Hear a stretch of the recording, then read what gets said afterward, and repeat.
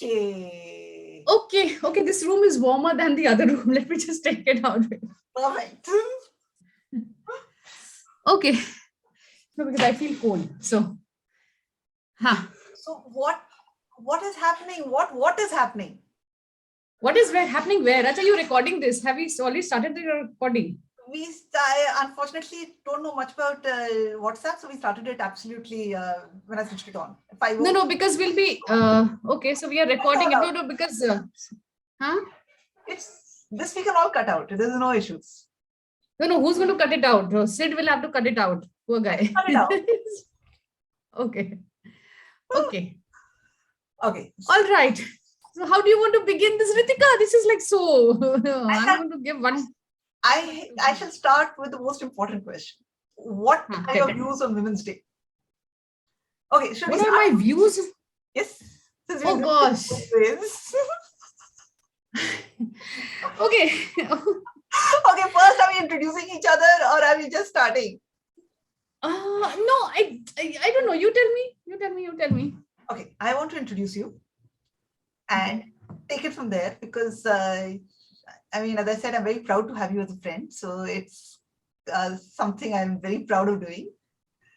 Okay. Yeah, but no formal introductions. It's okay. I think we'll leave all the introductions to Sid. I mean, he'll do it in his piece. So, okay. See, we are both proud of having each other as each other's friend. Okay, yes, that's. I mean, that's a starting point. I love your mug. Wow. I meant to take out the one which had the woman sitting there writing her book, but this one came out. Okay. Okay. So see, it's established right from the beginning that I mean, it's I think both of us also admire each other for I guess the paths we've chosen and the kind of things that we do. So let all of that. So maybe just let's begin. I think let's just begin. What do you want to? I can't answer that question. What are my views on Women's Day? No, my views on okay. So it started off. I think the intent behind that is pretty noble because yes, I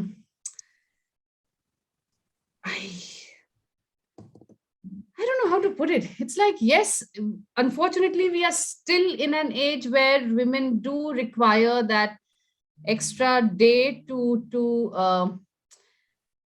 stand out and say that, okay, look, we are holding one half of the world sky and much more than that. And we deserve to be acknowledged for what we do, which unfortunately most women don't. Or a large majority of the women don't. But I definitely don't like this whole commercial drama that happens around Women's Day.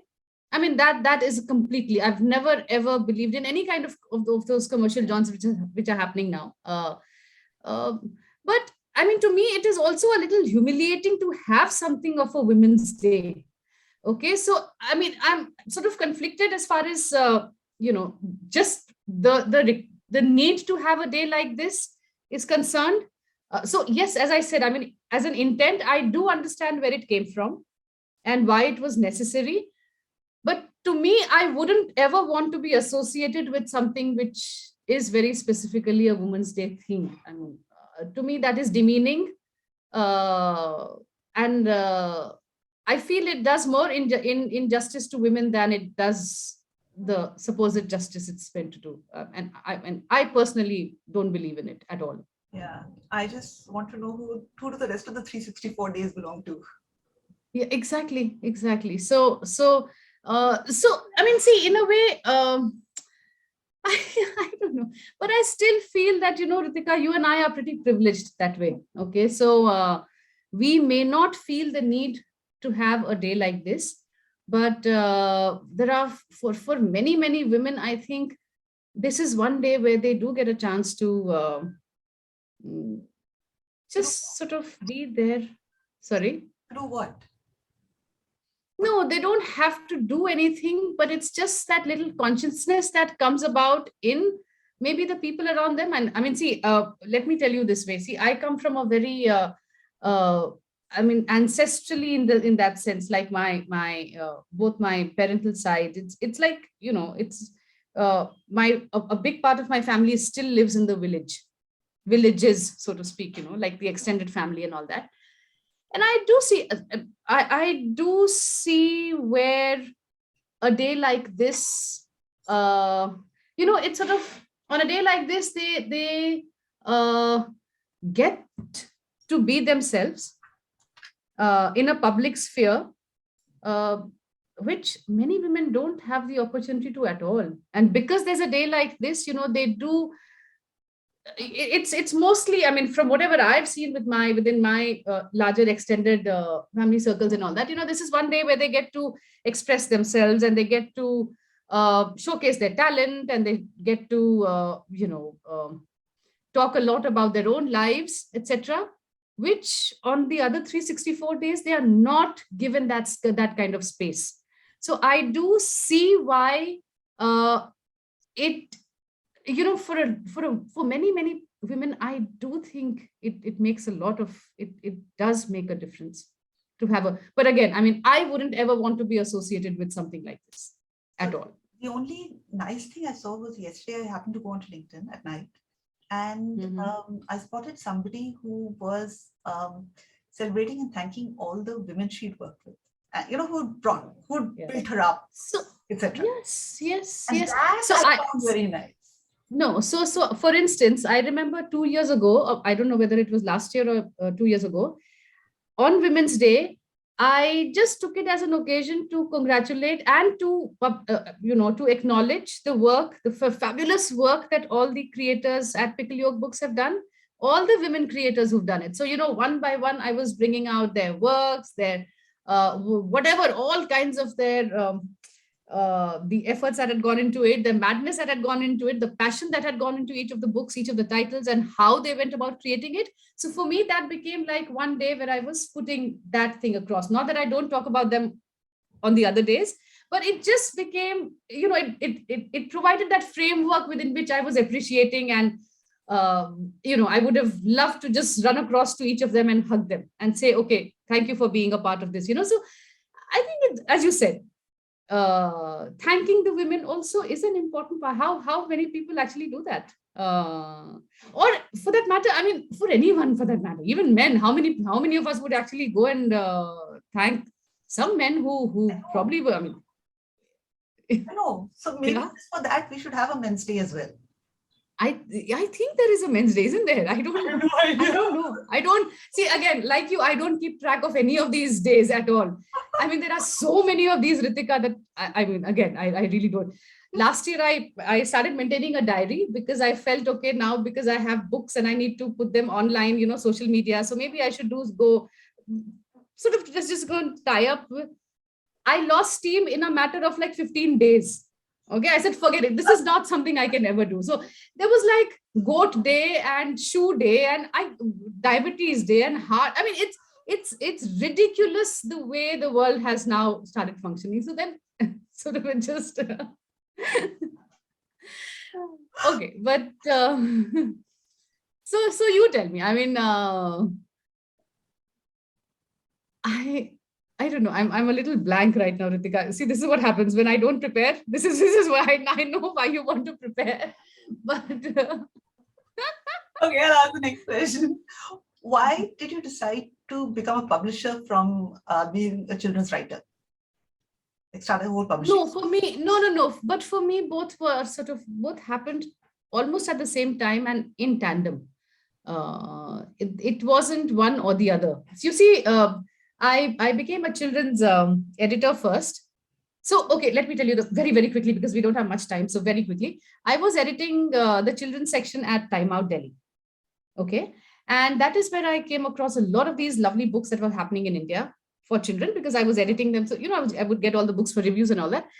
And that is when I felt that, okay, there is a huge gap. So, there were fantastic books, and I felt that still there is this little gap that I can fill with the kind of books that I have in my mind, the kind of picture books that I can do. So I started writing them and pretty much decided to start publishing them. So it was more or less that. Any I was working. publisher I who's was working with. I was working with Wisdom Tree at that time. okay. After Time Out, which is where I. It was like a beautiful mentorship for me, mentoring that happened there from the publisher there, because I was handling the children's program, publishing program, and because of that, I got to understand the other side of the industry. How the entire industry functions and works and all that. So I thought I was pretty much ready after that. Yeah. And also because Shobit was the one who sort of just encouraged me to go and start publishing on my own. He was the publisher there. Okay. So pretty much that about it. So I started writing and publishing at the same time. So how many titles have you done now? No, I have. So writing wise, I have done 15, I think 15 or 16, and I've edited one anthology. But I've edited quite a few. Let's talk about you. You have written, I mean, Ritika is a phenomenal, is a very, very accomplished writer, really. Seriously? Yes, seriously. Seriously, And you know what seriously. compliment it is coming from you? See, seriously, okay. Thank you. I haven't read your so you will have to talk about your I mean where it all comes from, because I feel that all your writing sort of the prowess that's there in you, okay, and all your intellectual whatever happens churning that happens up there, and all your life's experiences as being a woman, and so much more, I think they've all culminated in that series. Would that be way off the mark, or would that be bang on? Okay, so I came to this book, and I think I came to the way I am because of the women in my family. So okay, yeah, the stories I've heard. I mean, my dadi was the one who told me stories, bedtime stories from Ramayana, etc., etc. So that's where mythology comes from. The mythology comes from. The mythology comes from my dadi.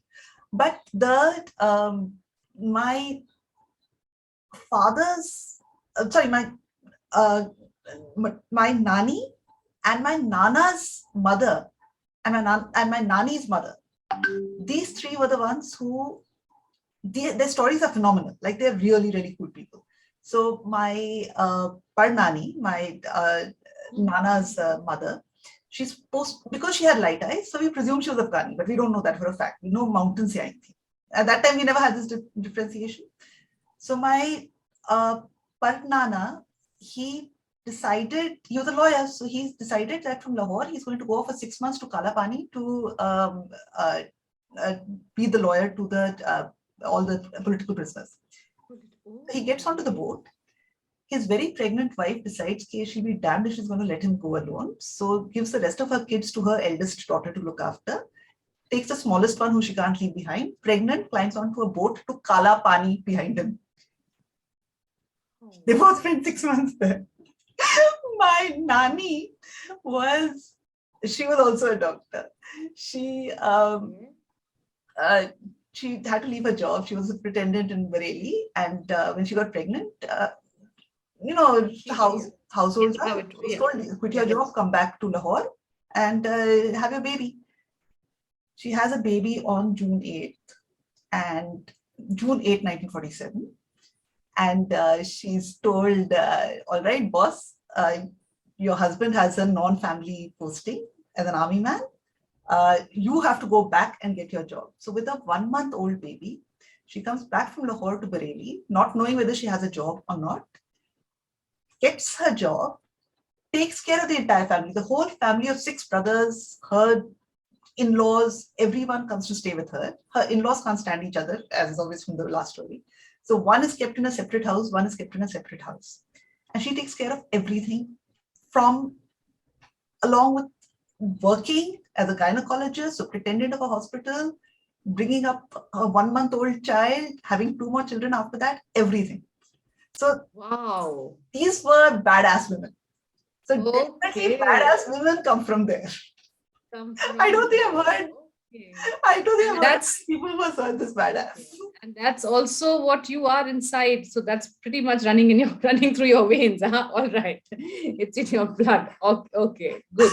So the Fine. problem was, every time I'd hand the book to people to read, they'd keep looking Yes. for the real people in the book because they presumed that all the characters are based on people I knew. First Based. book, Yes. blah blah blah. Um, did not happen. Somebody phones me up at 12:30 at night.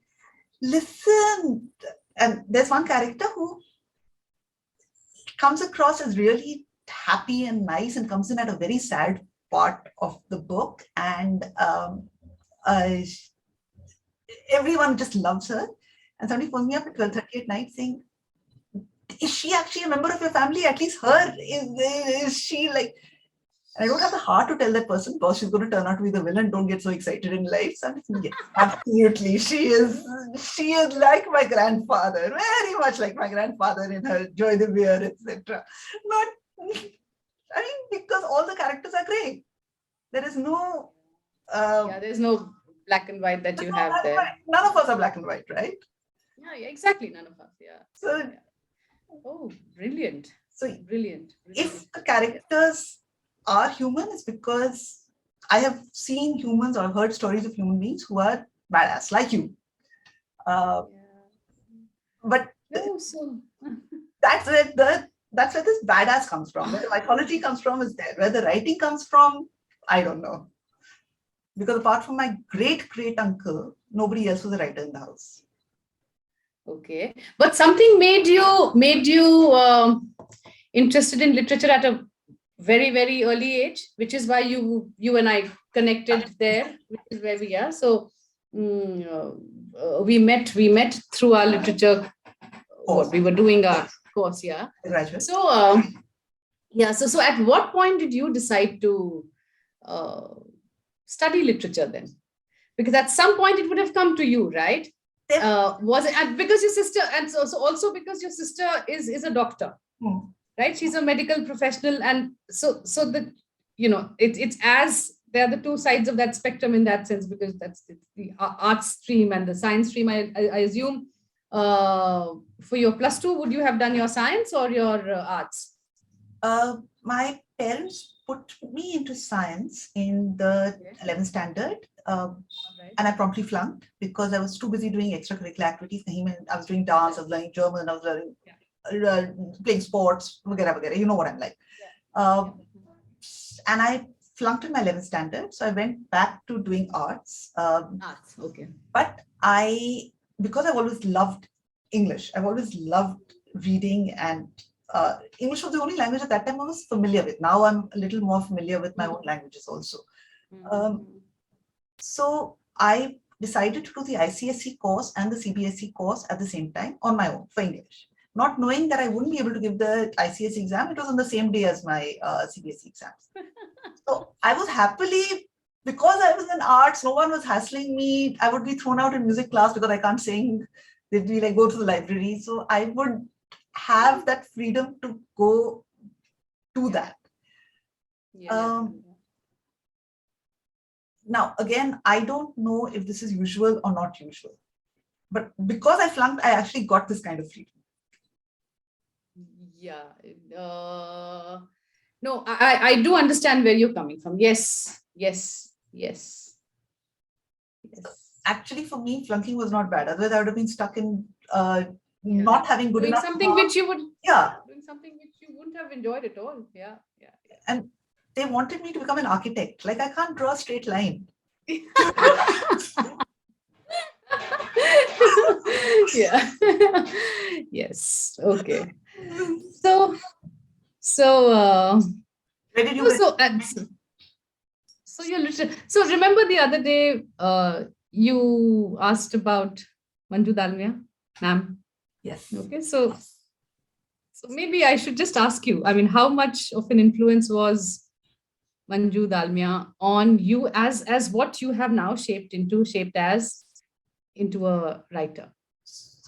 Huge, because knowing that there is a woman I know who has written books, who have been felicitated as world class, uh, it made a huge difference knowing somebody like that. So I think representation is a huge thing. So that's one of the few areas where I think Women's Day makes a lot of sense, because then it's about representation.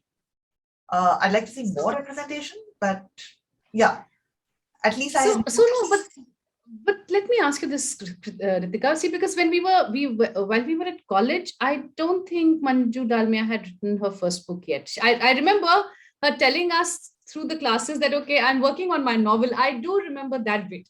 She would say, "Oh, I'm working on my novel," but she had not mentioned what it was about. And the first novel came out, Difficult Daughters, right? It came out, I think, several years after we had passed out of college, or maybe for 5 years. I don't remember. I don't remember when exactly. So at what point did that influence sort of get cemented? Because when we were at college, she was not a writer yet. She was a very I mean, she was definitely a celebrated Teacher. uh, teacher. Yeah. As a professor, she's, yeah, and uh, but as a writer, but so that would have happened in retrospect then, right? Maybe Because I'm we were just not following because I'm so proud to have known somebody of, if something is already maybe somewhere khunkoing in your head, then right, something makes a lot of right. sense. And in fact, so when I wrote, uh, first started writing Weapons of Kalki, I wrote to her saying, "Ma'am, I'm writing a book, but it's a mythological novel, and you know, you know her well." She writes back, "Ritika, that's not a genre I'm interested in at all." So when I finished it, I wrote back to her saying, "Ma'am, I've got my first book club at the Gymkhana Club. Can you please be my moderator? And will you please read my book?" She agreed. And she comes on to stage and says, "Okay, this is a uh, both a hugely feminist novel, and it's a hugely complicated novel." I'm very surprised. And I was like, "Yes!" Coming from, Coming excellent, from. coming from Manju Dal. Oh yes, okay, excellent. So that Have you had those kind of yes. moments when people you look up to have celebrated you?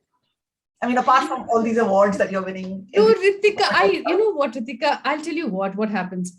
I forget.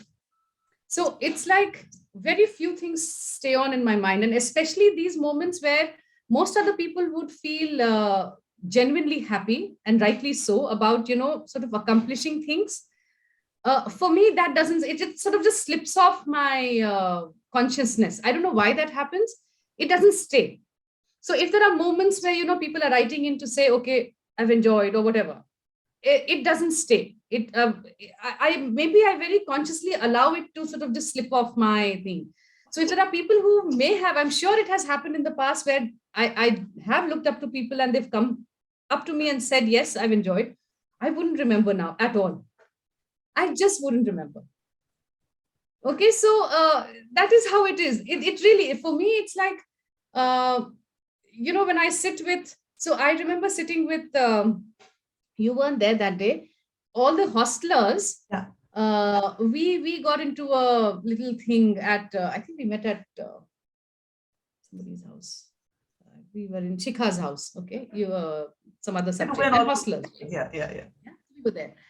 And Ritika, you will not believe the conversations that were happening. Now, and at each step I would ask, are you sure I was there when this was happening? And they would look at me and laugh and say, Jha, you were there.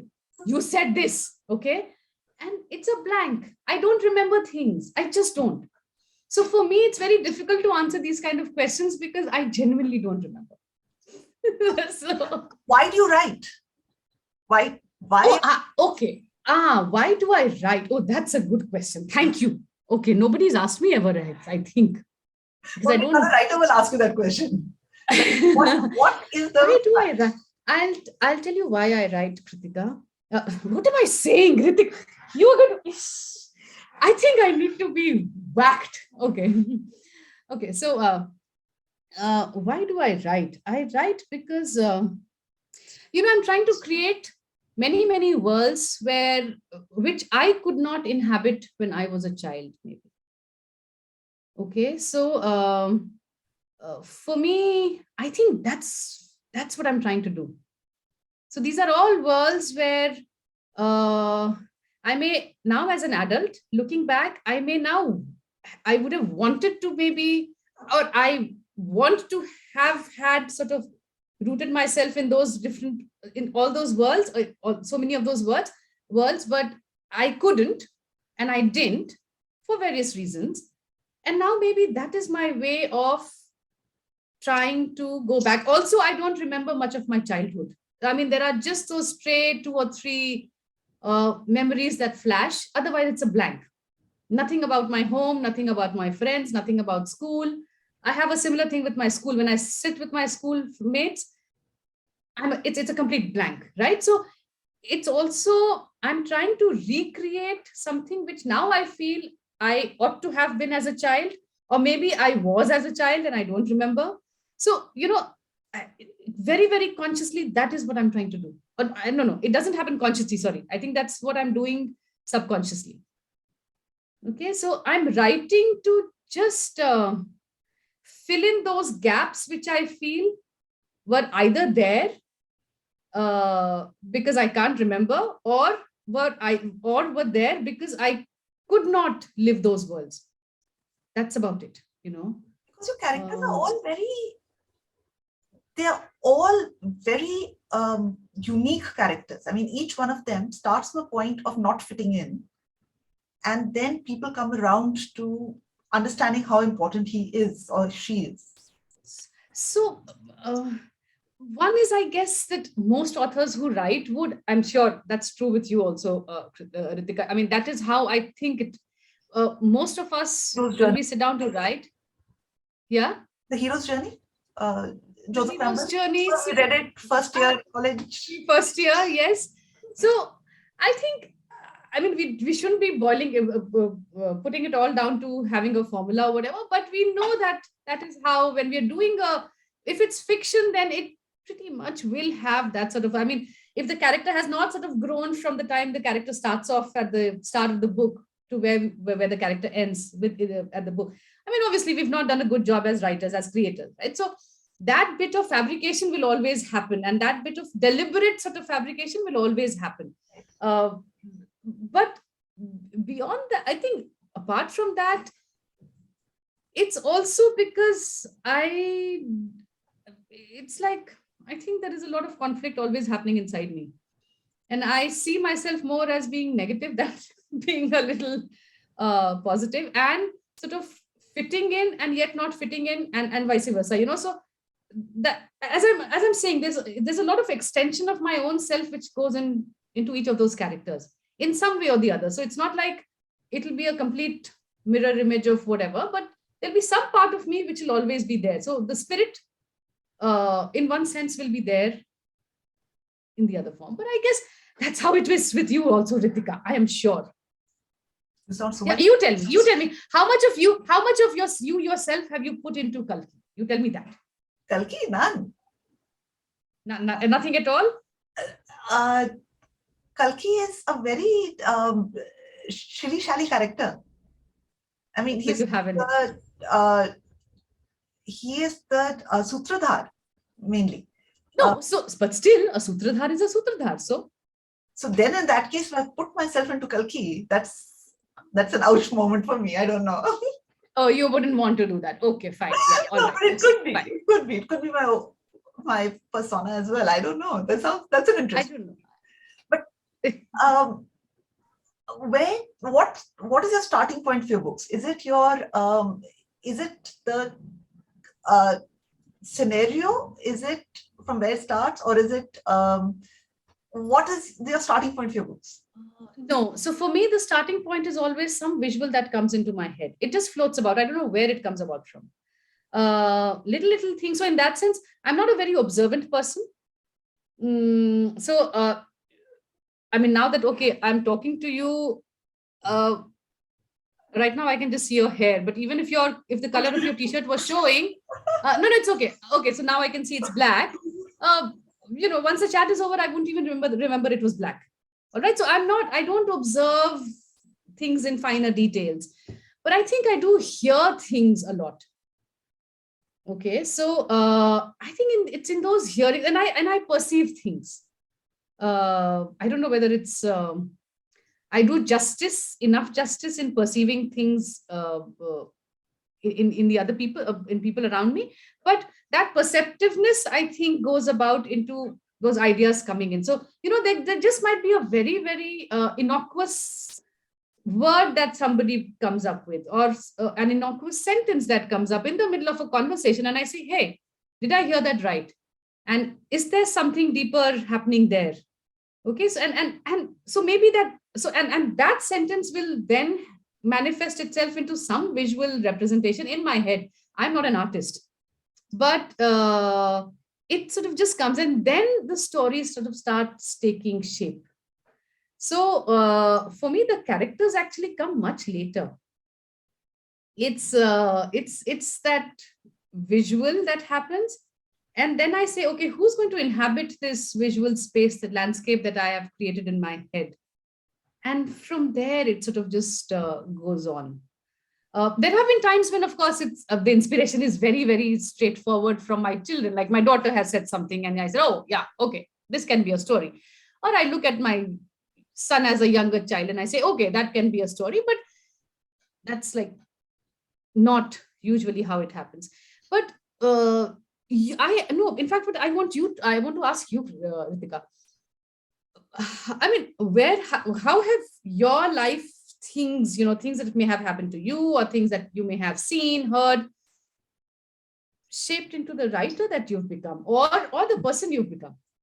And I'm sure the person you've become and the writer you are sort of, I mean, are you all fused, or is there some degree of separatedness between the two? Separatedness. And Also Horcrux. there is.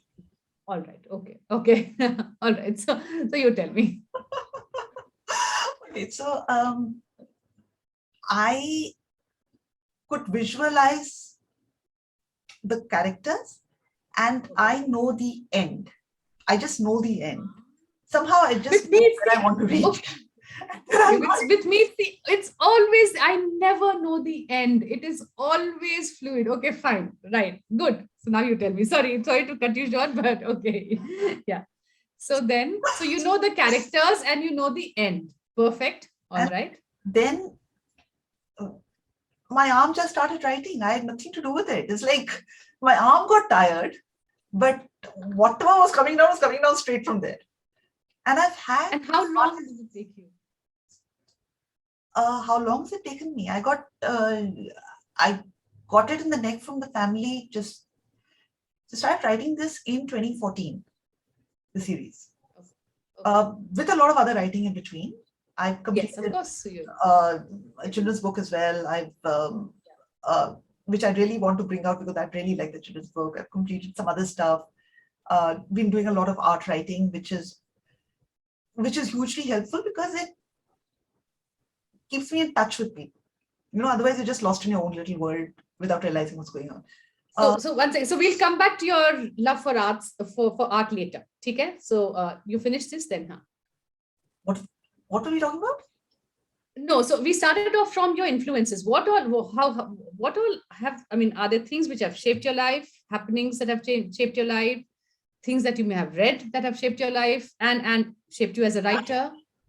So what is in my books, and I give open credit for, a lot of it is say my authors which I love, like Terry Pratchett or Douglas Adams or Neil Gaiman, Mahadevi Verma, Mahashweta Devi,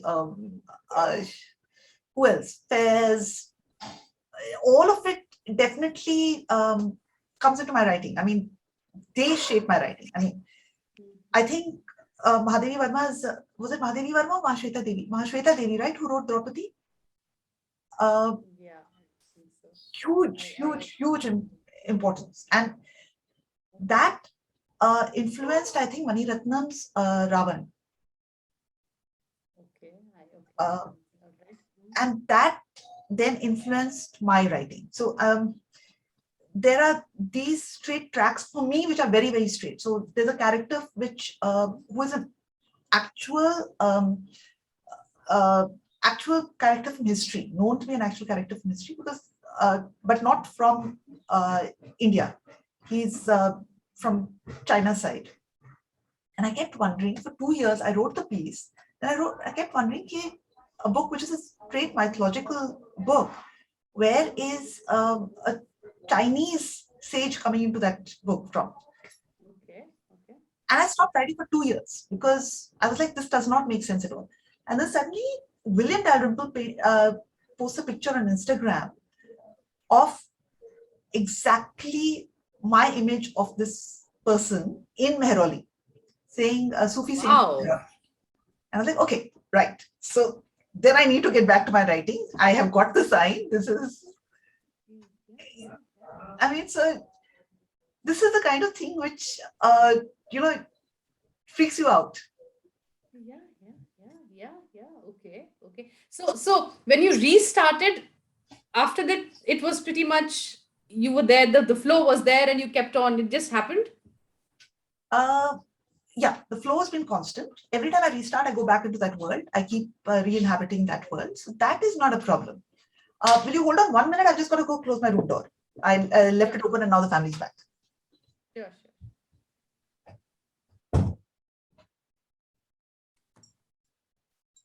Okay, back.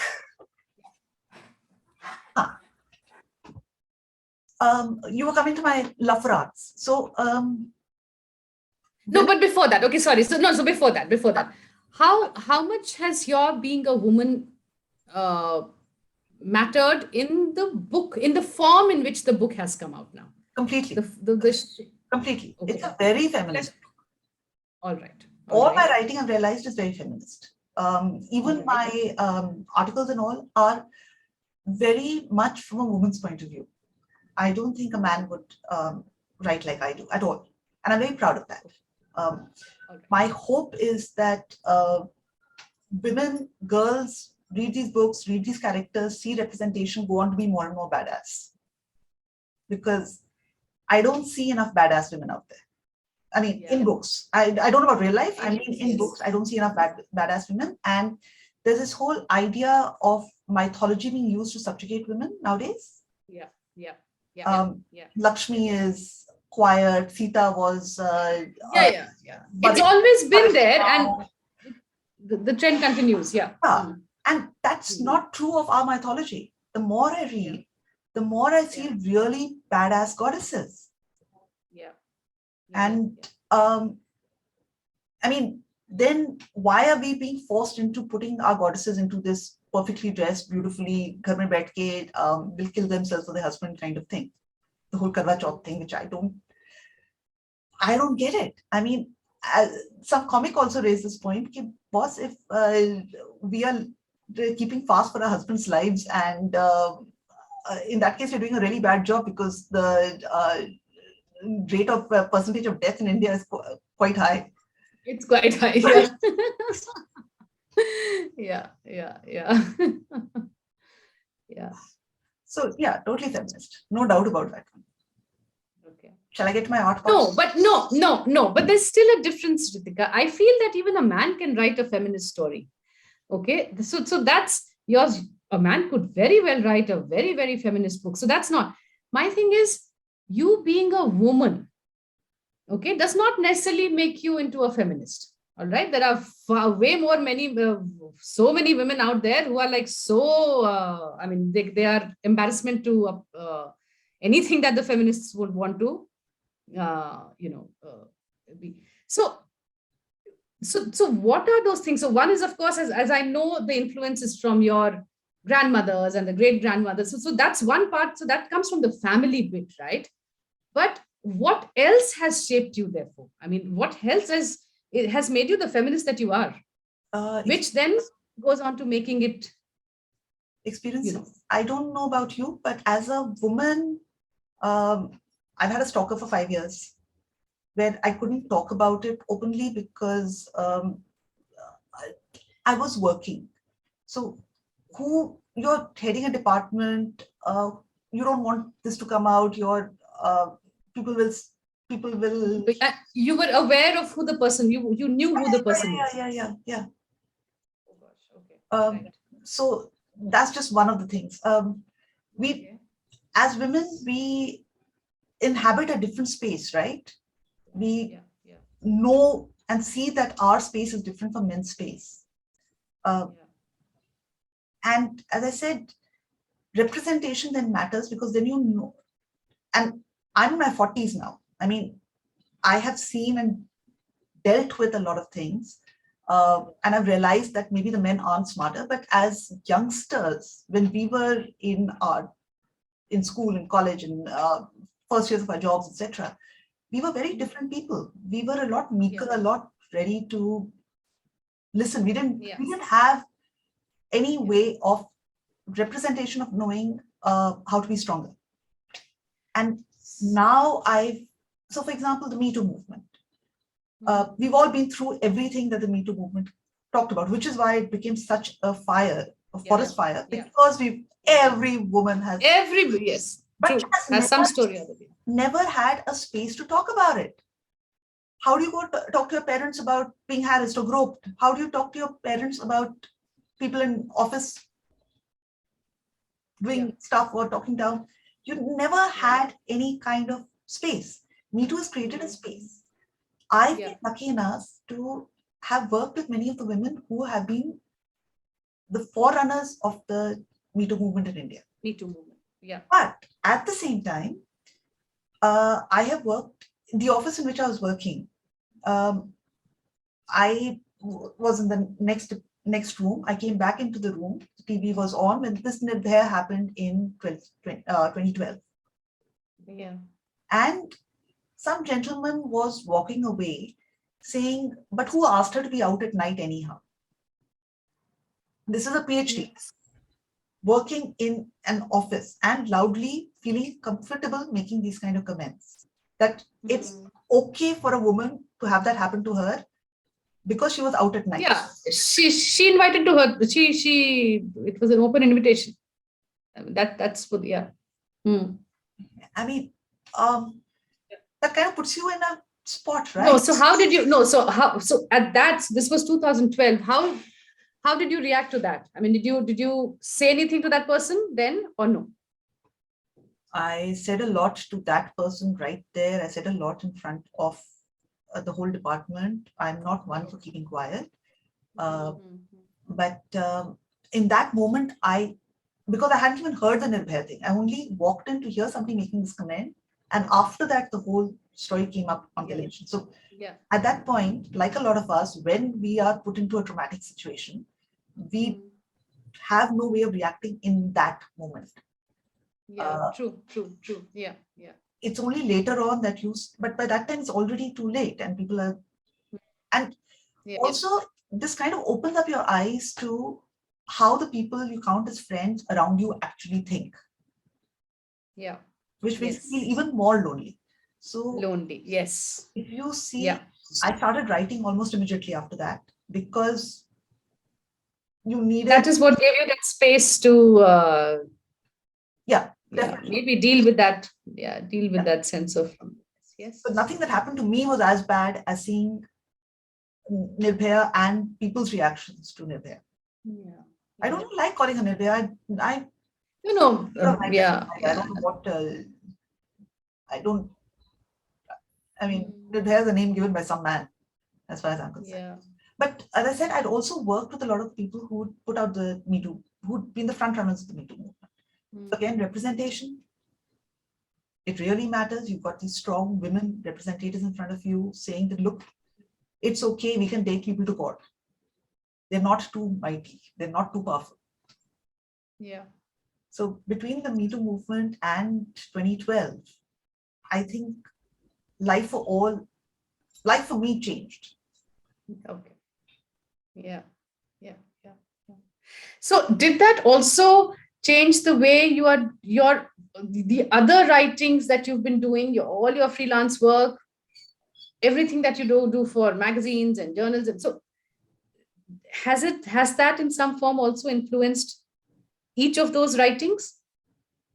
Uh, For example,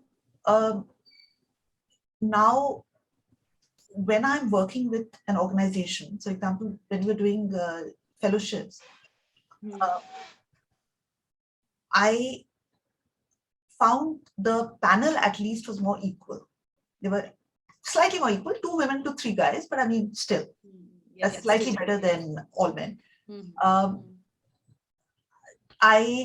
the comic that I was working on, I was working on a comic called Air Quality. Uh, I made, so these are little things, but to me, they are extremely important things. The artist had written down a professor who comes in as Professor Khushi. And I was like, and I made a point, I fought right till the end of the comic to say that no, you wouldn't address a man. The moment you say professor, you won't call him Professor Vinod. You would say Professor. No, whatever the surname is, whatever. Exactly. Yeah. Whatever. Yeah. I'm making up names here, but you know what I mean. You're getting what I mean. Yeah. I know, I understand. Just give that kind of respect to the woman as well. I mean, these are just tiny aspects of how I tried to get representation in, but I think they are very, very important. And this is very, very important. Yes. Again, when I'm writing, in terms of the people I cover, I try very, very hard to make sure that I'm talking about women artists as well as men. This is something which is right now, there's this low lying undercurrent in the art world, where so there's actually a movement which came out, which was in 2012 or 2014, I think. Some art galleries, very well-known art galleries in New York, turned to a woman curator and said, okay, I show more women artists in my galleries, but there aren't any women artists out there. And she started a movement, got back, went to Italy, put together a whole NGO with women curators, where they reached out to museums and said, we will rework on all your, restore your women artists on the promise that you put them up in the gallery in permanent display and not in go back into the go downs. In Zurich, they had they did a study on this in 2018, where they found that I think in the Kunstmuseum in Zurich, 83% of the artists displayed were men, and similar numbers or higher numbers for the exhibitions that they held.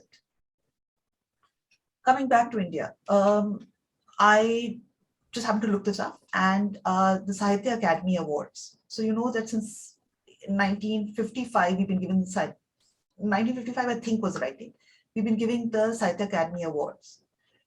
I looked up Punjabi and Urdu awardees. I found in Urdu, there is one woman who has ever won the Sahitya Academy Award. In Punjabi, there are 3 women, I think, 4 women who have ever won the Sahitya Academy Award. In Urdu, the woman who has won the Sahitya Academy Award is Kundateen Haider. Like, she's up there with Fairs. Like, up there. How do you even get to compare? But are you saying there is no other woman in the history of independent India who has written?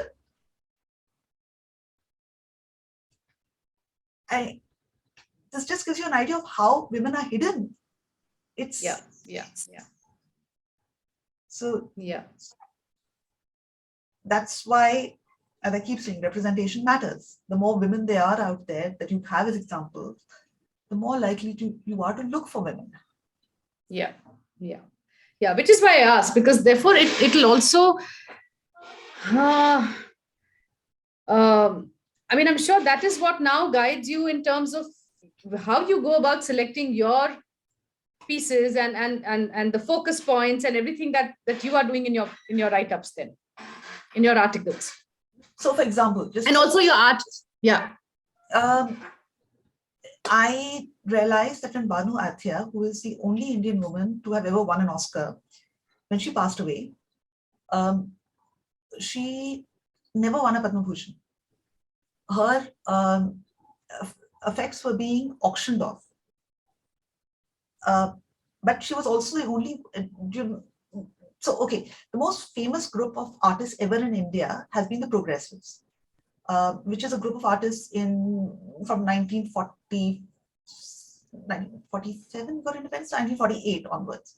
Um, this included M.F. Hussain, Raza, Zuza, Krishan Khanna, and we always thought that all these, that it was a group of only men. Turns out Ania Athia was a member of the women of the Progressives and had exhibited with them. None of us knew this. Oh no, yeah, yeah. So her being an artist is never That's not is not known. there in the public domain at all. Like, you've Oh, hidden her history oh, so well that the only woman oh. who's won an Oscar, you have no knowledge about her. My goodness. Yeah, yeah, yeah, yeah, yeah, yeah, yeah. No, so this is so see the silencing of the woman's voice is across. It's across literature. It's in all spheres. It's in science. Uh, Of course, so many women have across. I mean, that's something. So yeah, I mean, in your specific context, we were talking about art and how that has now led you to try and discover more and more of these hidden gems. So now your art influence. Let's go back to that. That's something that you had started, and we sort of got sidetracked. okay, so my mother is an artist. So I've always grown up with paintings around the house, and you've seen them. Uh, her great uncle was, while he was working with the World Bank, first with the railways and then with the World Bank, he was also he was hugely in love with art. He worked with the All India Radio for a while, and then he, along with Richard Bartholomew, who was one of the best-known critics in India and photographer, he wrote a book on Hussain because Hussain was a good friend of his. Krishan Khanna was a good friend of his. So I would see all this art hanging in their houses. So that's more contemporary art that I've grown up with. Because of mom, I used to end up attending all these courses at National Museum, all that kind of stuff. So that was always one part of my life. But when I started writing mythology, uh, I had no way to find mythology. I still don't, because my main language is English and Indian mythology. And I was writing this rather intricate thing, which was somewhere between Mahabharat, Markandeya Puran, the Mahabhagavad Gita, Mahatma, Mahatma, the Mahatmatya, and uh, you know, so I needed to study Indian mythology, and the only way I could get to Indian mythology was through miniature art, Ah, okay, that's interesting. because, Okay. and this is the funny part, miniature art, which is introduced to us, that we see on a regular basis, is normally either Mughal or Pahari, Mm-hmm. and Rajasthani. I mean, one of these three. And you're like, but all this Mughal art that I'm looking at, how have they put Indian mythology as part of that? Whereas, how did the Paharis who are making this amalgamation of Mughal miniature art get to this thing? And then you start reading up about how, say, Akbar translated the Ramayana and the Mahabharata into Persian, into Farsi, and that is why at that time people like Tulsidas were writing the Ramayana, because it was being translated. So it had been brought back into prominence. They write their own versions. I won't compare the version that was made into Tulsidas's version, but you got the. I'm just still in love with Akbar. Yeah, I mean, I have lots of problems with him, but here was a man who was actually um, translating the Hindu myths. He was also doing the Islamic myths like the Hamza Nama, etc. But he was doing the Hindu myths and he brought it back to us. So we only know the Mahabharata and the Ramayana now because it was saved for us by these Mughals who came in. So, But there is also no, but there is, but for instance, I think you also have the Kambans, Mahabharat in the south and all that. I mean, there are. I don't know. Again, I'm forgetting, but there are some 400 versions of Mahabharat, or I don't know the number, but so many. So I think only one part of it would be the Mughals. I'm sure there are so many in the regional languages which are there, which again, because they may not have been translated, maybe we don't have access. I don't know. I'm So there just. are two, three parts to this. You're absolutely correct because the original Mahabharata was written in, say, 2500, Hmm, hmm, around between 500, that is Valmiki's Ramayana. Um, and what we now know, as far the, let's just discuss the Ramayana. Let's not go into the Mahabharata, just the Ramayana. The other one, which is famous to all of us, is the Tulsidas Ramayana, which was correct. written at the time of Akbar.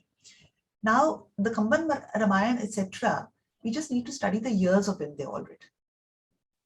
Okay. Uh, because we are talking about Akbar, who was in power from, say, 1585 to 1605. Uh, so we are talking about somebody who goes back to the 16th century. So most of these versions of whatever I'm studying, whether it's the Bhavidyas, etc., Is all, yeah, is all coming from. Yeah. there was during the Kushan time, etc. Yeah. And then it got lost in the middle. I'm sure it was still there, but the ones that we have access to, It's all coming from Akbar's time and so on. Okay. Okay. Oh, that's interesting. Okay. so Okay. now again, it's just a matter of looking at dates. And you and I, well, I loved dates. You know that, right? So for me, Okay. Yeah. this kind of research is Yeah. also No, no, very. that's what. And because, all right. Oh, wow. Ah. Also, okay, let me ask you this then. Uh, in terms of, so you're three women in that house, in your household, right? How, and each of you is in your own fields, you are doing great work. So, but again, is each of your experiences as women, as being a woman, different in that sense? I mean, of course, the influences will be, the experiences will be different, but in how you are, each of you is approaching your work. For instance, your sister's work, your mother's work.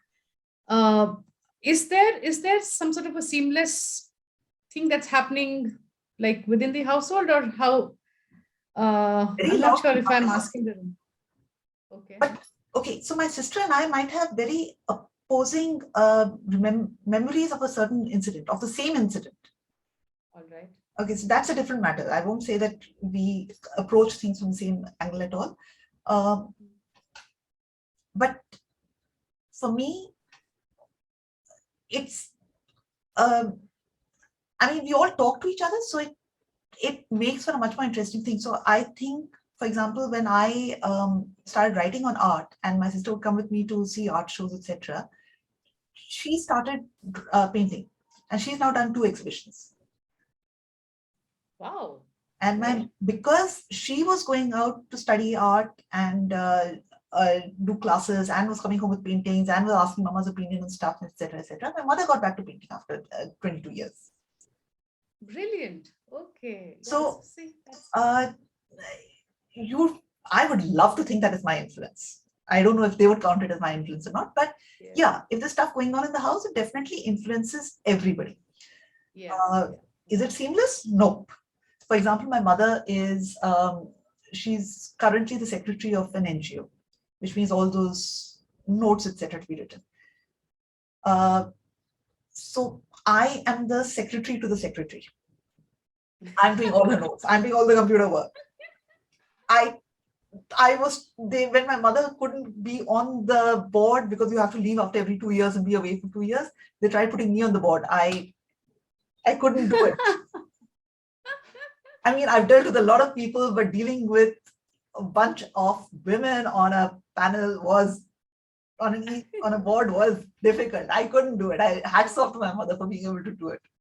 Uh, but yeah, then they also know that my mother is she's the daughter of a general. So when there were certain internal fights and all going on, she was called in to sort out those fights. Yeah. Yeah. Yeah. And I know I'm the daughter of a daughter of a general. So I am put to work to do the actual work.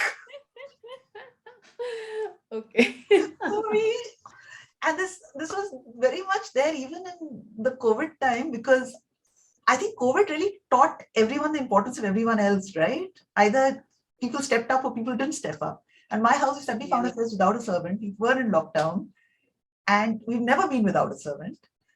And between the three of us, it was seamless. Like when we needed to Ah, touch wood, it was seamless. wow. So Wow. even with all the fights and all, I think again, strong women, and I'm the youngest of the strong women. So I used to do all my actual book writing on the weekends when they were both in class, because I couldn't do it during the week. There'd be too much hangama in the house. Too much. Yeah. Yeah. How do you write? When do you write? Do you have a separate No, studio? I don't have any set time for writing, and I'm a very I'm not a regular writer at all. I write quite infrequently in that sense. My writing happens maybe just once in for 5 minutes, maybe in a month. You know that. So I don't call myself a writer at all. I am a creator. I mean, I'm creating picture books, but I don't call myself a writer at all. Seriously? Honestly, I don't write much. I'm a very lazy writer. I don't have a set time at all. For me, it's all happening in the so when even when I all these books that you see, they've taken years. They've sort of just been brewing in my head for years and years and years, all there. And then one day, finally, I'll just sit for those 10 minutes and it'll all come down on paper. That's about it. But there's no set time. I don't write. I mean, all the writing that I'm doing is essentially only Subeh se Sham tak, all the admin stuff, emails that are going from here to there, etc., firefighting emails, and I mean those kind of things. No, no. But I'm not. Thanks to you, my book got done because you had all this experience and you're giving it all to me. Okay, just listen. I think we've been chatting for more than an hour Yes, because I can I've see. been looking at that Yeah, also. If person yeah. I just realized it's 60. So thank you. Okay. I had one last question, if you don't mind, Yeah.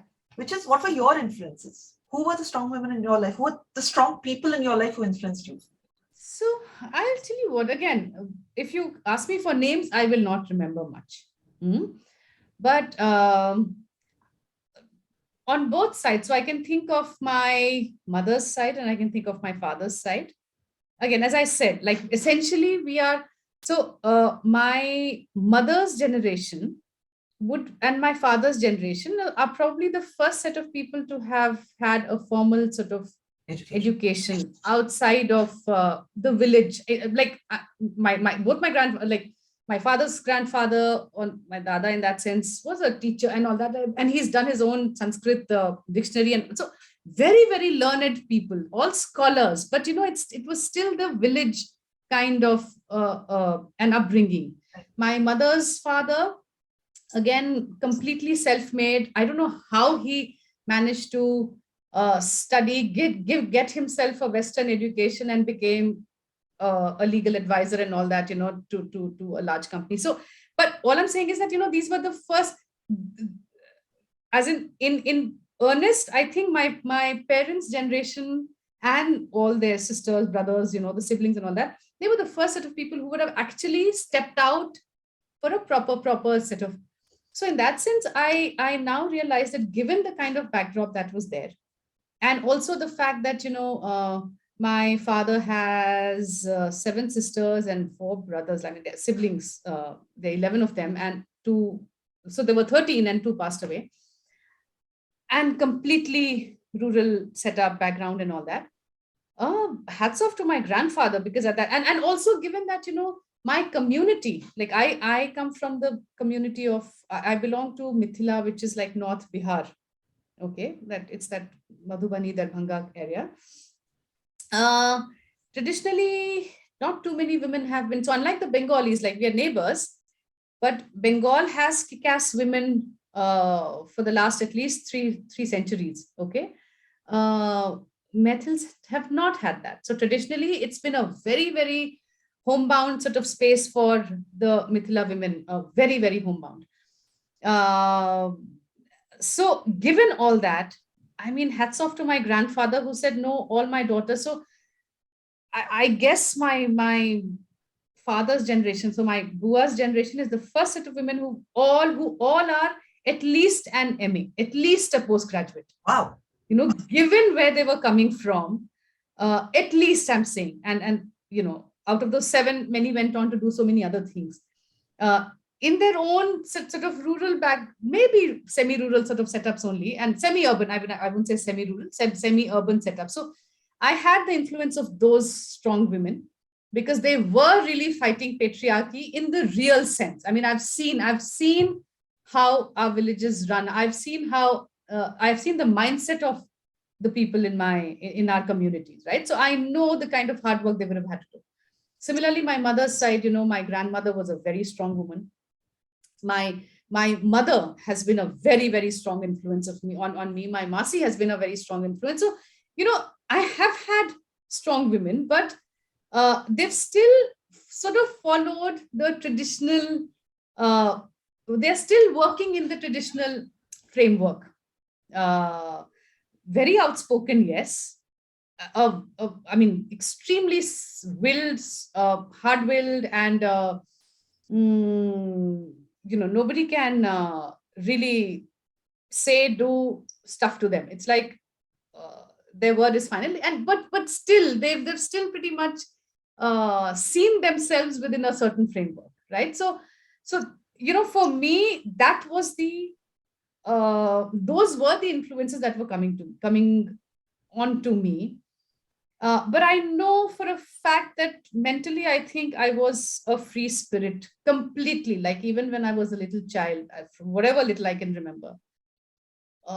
So there's always been that little dissonance, like I know that 99% of me does not belong to that at all. It just can't. It just can't. And yet I've not had, maybe I've not really broken myself away from that mold either. I wouldn't say a mold, but that framework either. So I think all these pushes and pulls and tears and whatever, I mean, I think those are what have influenced I me. just keep wondering if these badass women that you're talking about, if they had had the means to run companies and all, can you? I, if I'm telling you, if these women had got that opportunity, I mean, the face of my community would have been so different. It's just that they never got a chance. They just never got a chance. So kudos to you for giving that chance to the next generation. Okay, love you. Let us. Bye. Yes, love you. Okay, bye.